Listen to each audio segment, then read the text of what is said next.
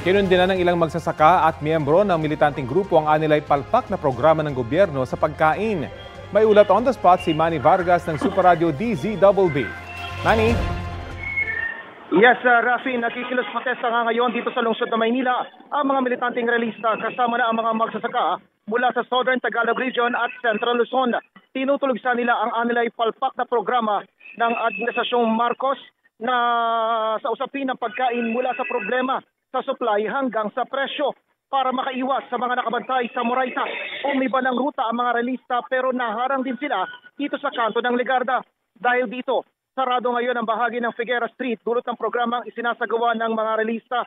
Ayon kay Cathy Estavillo ng grupong Bantay Bigas, mga importer lamang at mga bansang nag-export ng bigas ang nakikinabang sa tugon ng gobyerno.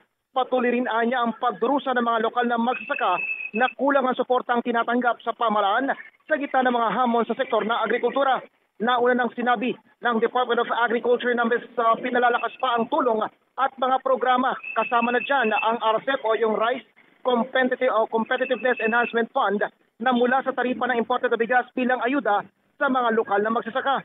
Kinukuha pa naman ng GMA Integrated News ang tugon ng kagawaran ng agrikultura sa panibagong batikos na ito mula sa mga mililateng grupo at mga magsasaka. Rafi? Maraming salamat, Manny Vargas ng Super Radio DZBB. Kapuso, alamin ang maiinit na balita. Bisitahin at mag-subscribe sa GMA Integrated News sa YouTube. Sa mga kapuso abroad, samahan nyo kami sa GMA Pinoy TV at sa www.gmanews.tv.